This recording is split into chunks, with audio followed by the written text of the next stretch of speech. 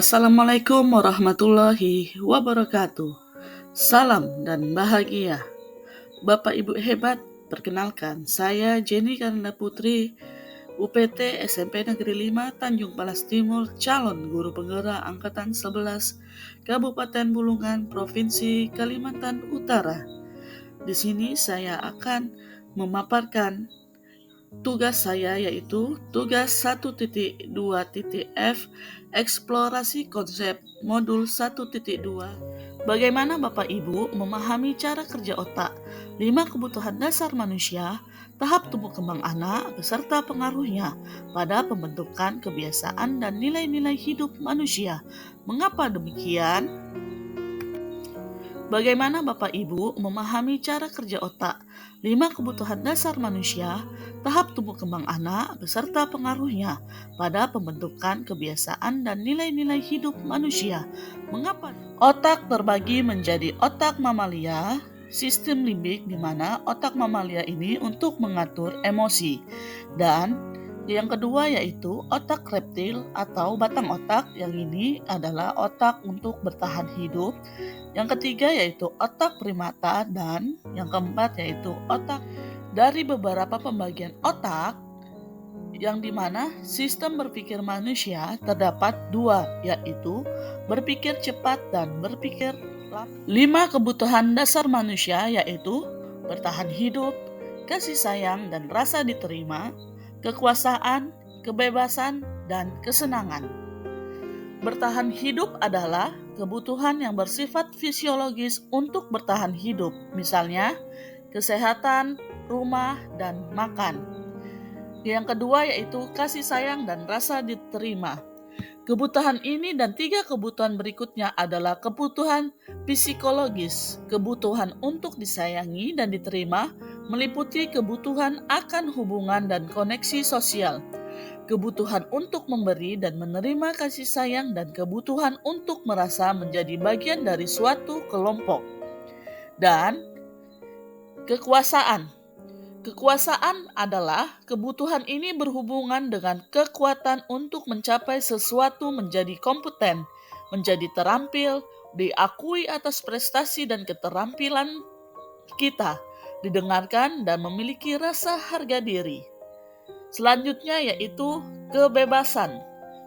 Kebebasan yaitu kebutuhan untuk bebas adalah kebutuhan akan kemandirian, otonomi, memiliki pilihan dan mampu mengendalikan arah hidup seseorang.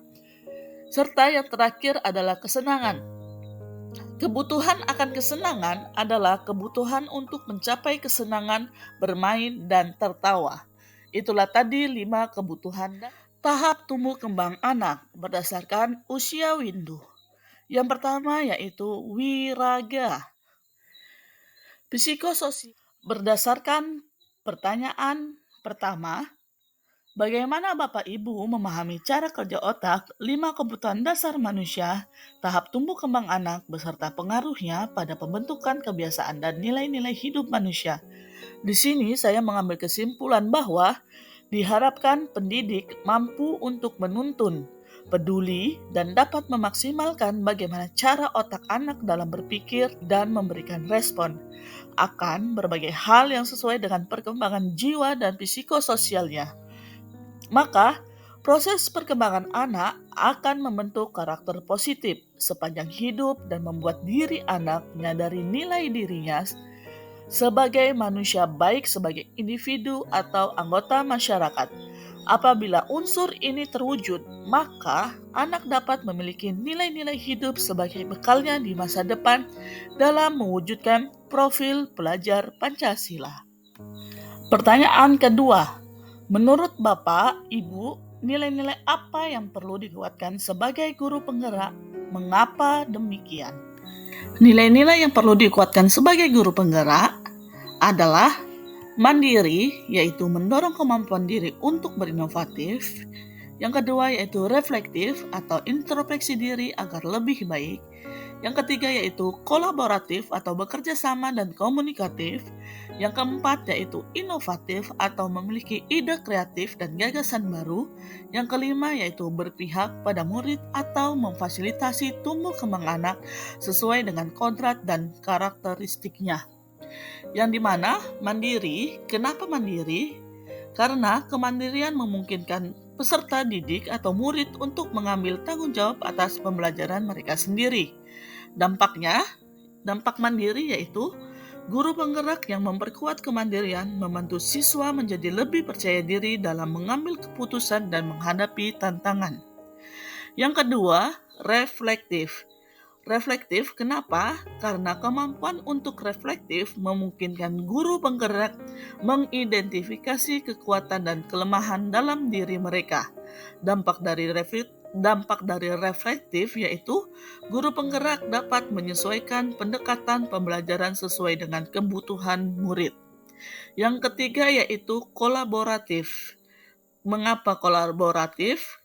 Karena kolaborasi dengan rekan kerja, siswa, dan orang tua adalah kunci untuk menciptakan lingkungan belajar yang inklusif dan mendukung. Dampak dari kolaboratif yaitu dengan bekerja sama, guru penggerak dan semua pihak terlibat saling mendukung dan menginspirasi satu sama lain untuk mencapai tujuan bersama. Yang keempat yaitu inovatif. Kenapa inovatif?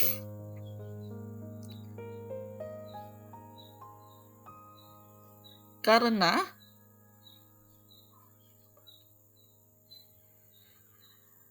guru penggerak harus memiliki ide kreatif dan gagasan baru. Dampaknya yaitu agar pembelajaran dapat kreatif. Yang terakhir yaitu berpihak pada murid. Kenapa berpihak pada murid? Karena berpihak pada murid memungkinkan kita memahami kebutuhan minat dan motivasi intrinsik dari setiap individu. Dampaknya yaitu dengan memahami ini, guru penggerak dapat menciptakan lingkungan belajar yang mendukung pertumbuhan dan perkembangan para murid secara lebih optimal. Itulah tadi nilai-nilai yang perlu dikuatkan sebagai guru penggerak. Terima kasih. Salam guru penggerak, salam dan bahagia.